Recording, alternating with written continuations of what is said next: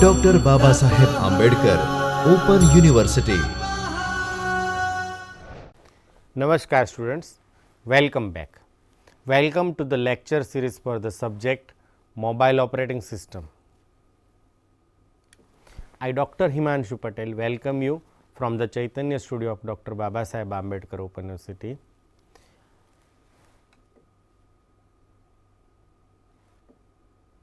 In last lecture, we have discussed about the definition of generalized operating system. We also discussed the need of operating system, what are the objectives of operating system, what are the functions and views of operating system, and at the end of lecture we have discussed types of generalized operating system, and we discuss one operating system, that is multitasking operating system. In today's lecture we will discuss about various kinds of operating system. So, let us begin with network operating system or NOS. Network operating system is a specialized operating system that has special function to connect and manage autonomous computers in the local area network. The main purpose of network operating system is to allow users to share resources across the computer network. They can share data files or network devices such as printer, DVD drive or other electronic devices. The most widely used network operating systems are Microsoft Windows Server, Microsoft NT, Novell Open Enterprise Server. All modern NOS have many functions additional to generalized operating system. First is managing the computer and peripheral devices attached in network. Another function is creating and managing the network user accounts and controlling access to network resources. Another function is providing efficient communication services in the network. It also monitors and troubleshoot of network. It provides network routing features and it also provides interface to users for remote access of data files and devices across network. The network operating system is deployed on network server to administrate network resources such as storage device, network prints, computer nodes and communication services. The network operating system has two types. The first type is peer-to-peer network operating system. The peer-to-peer network operating system allow user to share their resources and files located on their computer and also can access resources located on other network computer. In P2P NOS, all users have the same level of rights to access the resources. The data in point-to-point network operating system is stored on different computers within network. The point-to-point NOS basically used for small and medium local area network. We can see in figure the layout of peer-to-peer network OS. Another type of network operating system is client server network operating system. The client server network operating system allows network to store data at central location called server. The computer node in the network are called client and accesses these data through the network. Here server acts as a heart of the entire network system. Server manages users, network resources, access rights and security. To access the data, client need to connect with server. You can see client server network operating system in a figure given on the screen. Now, let us try to understand advantages of network operating system.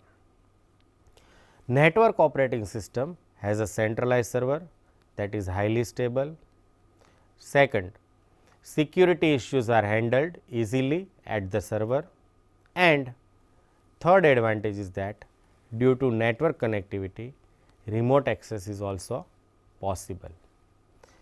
Another advantage is that new technology and hardware can easily be upgraded and integrated to the network. It has less requirement of hardware as it is shareable. So, sharing is another advantage. Data can be stored at central location. It becomes easy to access it from the network. Now, we discuss some of the disadvantages of network operating system. Network operating system servers are costly, that is the first disadvantage. Another disadvantage is that network systems are highly dependent on the server. Users are mostly depend on server for their data. Maintenance and upgradation is required regularly, and it has less security compared to standalone computer system. Since it is use shared resources, it may be subject to security risk. So, these are the some of the disadvantage of network operating system. Another type of operating system is a distributed operating system. So, let us try to understand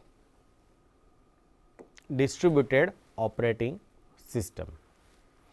Distributed operating system is a multiprocessor system to serve multiple application and users in distributed manner.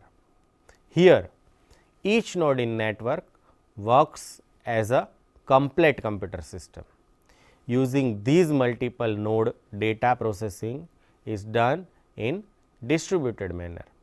It works on a wide area network or WAN. Resource sharing and fast processing is the main purpose of distributed operating system. It is not possible to take advantage of thousands of processors on single board, but the multiple processors are realized as a single powerful machine in a network system. This machine is called distributed system. Unix based IRIX operating system, Dynix, AIX based on IBM RS6000 are some of the distributed operating system. You can see in the figure working layers of distributed operating system. By the distributed operating system, it makes possible to make partitioning a computation into some sub computations which are distributed and run concurrently on various nodes of network, resulting process execution becomes fast. All modern distributed operating system has a many function additionals to generalized operating system. First function is it provides mechanism to run regular program in distributed fashion, which is not possible in generalized operating system. Second, it provides easier mechanism to user for accessing network resources, and processes may execute on any network node. Distributed operating system needs to manage processes by efficient way as compared to generalized operating systems process management. So, it has some complex process management. Then multiple processes run on a different network node. Synchronization and inter-process communication methods are provided by the distributed operating system. Distributed operating system provide one interface to all resources in the network, the user feel as if work is done on a single operating system. Now, let us try to understand what are the advantages of distributed operating system. First of all, distributed operating system provides resources sharing in a way that user at one location can be use resources located on other location. The second disadvantage is distributed operating system provides a distributed computing for speedy execution of process. If one of the computer system in a network fails, still computing will be done with the use of remaining node in network. Another advantage of using distributed operating system is that fast, better and effective service can be provided to user. Then less load on the host computers and data exchange can be fast in network. Resource can be added and utilized easily in network. Now, what are the disadvantages of distributed operating? Is there any disadvantage? Yes. First of all, failure of network will stop entire communication. So, network should be up at all time. Second, distributed operating system is very expensive and security issue may arise due to resource sharing in a network. Another disadvantage is message or data packet can be lost in network that affects on distributed computing. High bandwidth is required obviously in network for large data transmission and to provide and maintain common interface for network resource is a big challenge. So, these are the disadvantages of distributed operating system. Now, let us try to understand third type of operating system, which is a real time operating system. As we have discussed earlier that all the generalized operating system works on time sharing. Time sharing systems have some drawback. If there is more load on the operating system, then response time is more and may increase if load increases. In some computation processes, this kind of delay cannot be allowed. Such delay can cause system failure or disaster. For example, any operating system which needs to control the temperature of nuclear reactor 24/7 and 365 days, if the OS fails to control the same for a minute, it may result in blast at nuclear plant. So, in 1980, new kind of operating system was developed that works on small response time.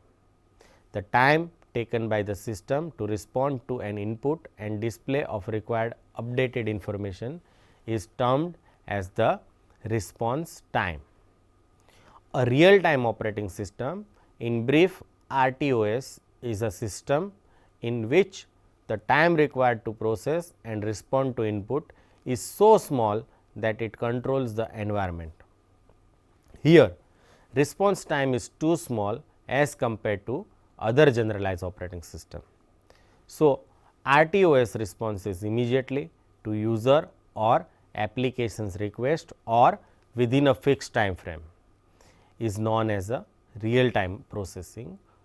Real time operating system are used when there are very strict time requirement on the operation of a processor.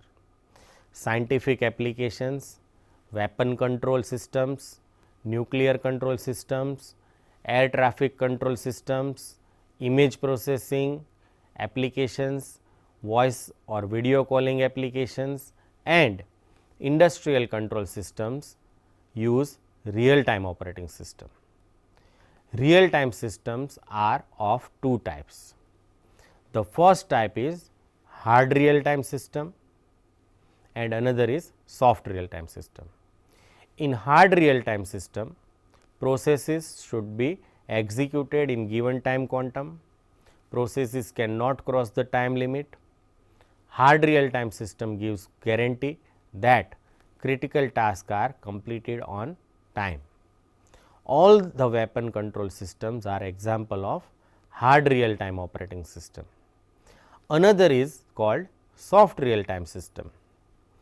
In soft real time system, processes may not be executed in a given time quantum. It may cross the time limit without harming the system. A critical real time task gets priority over other tasks and retains the priority until it is completed.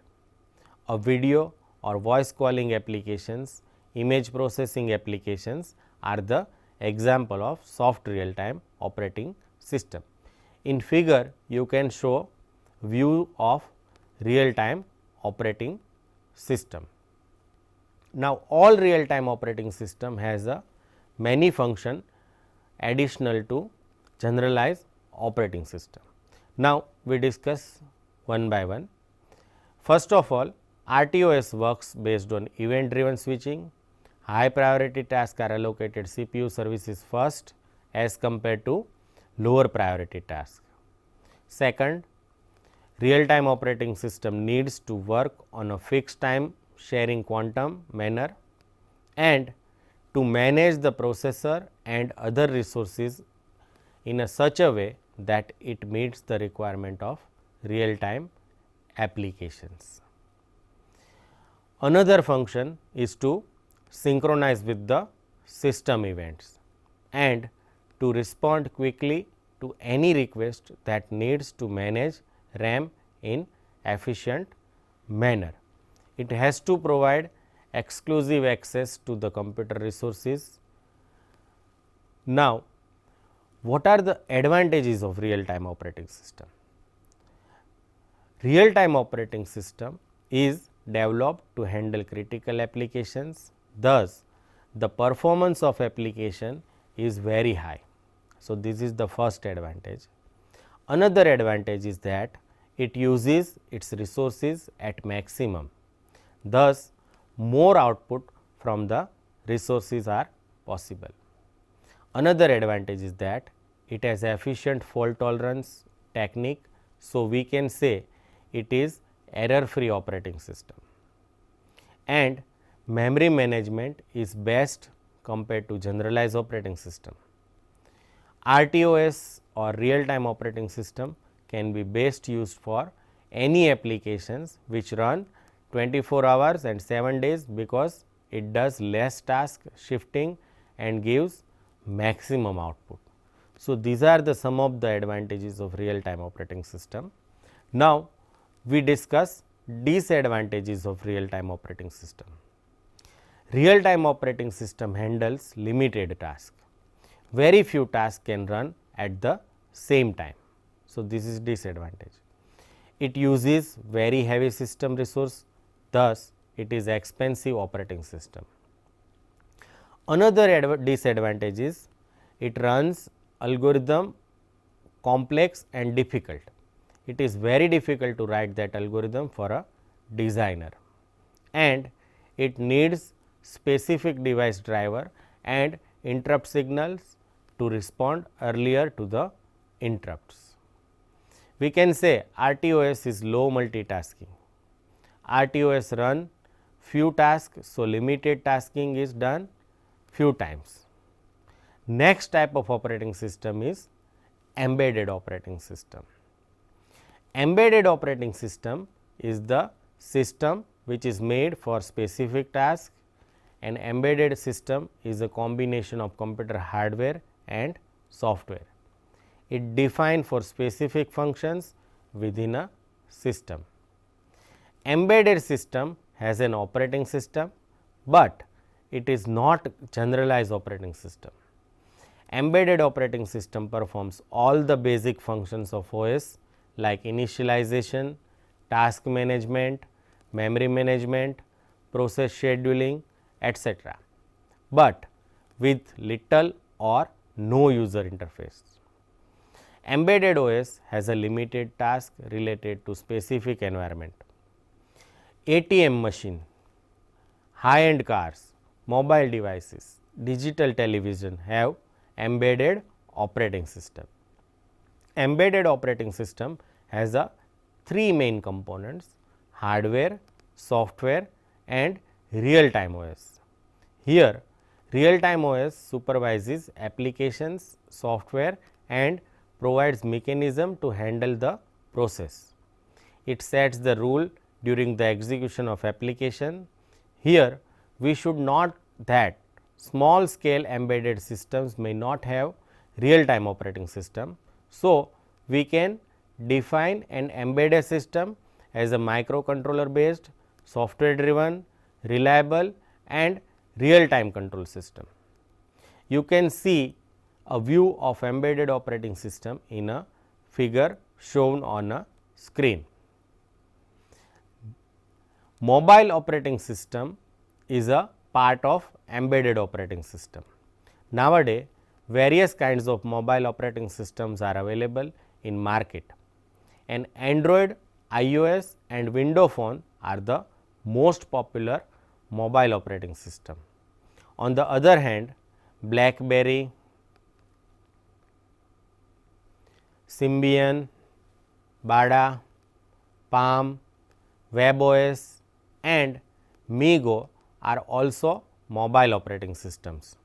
As the our study is restricted to mobile operating system, here we will learn embedded operating system in the concern with mobile operating system. All embedded systems has many functions in addition to generalized operating system. So, we discussed one by one. First of all, an embedded operating system works on small scale devices. Power management is primary function of embedded work.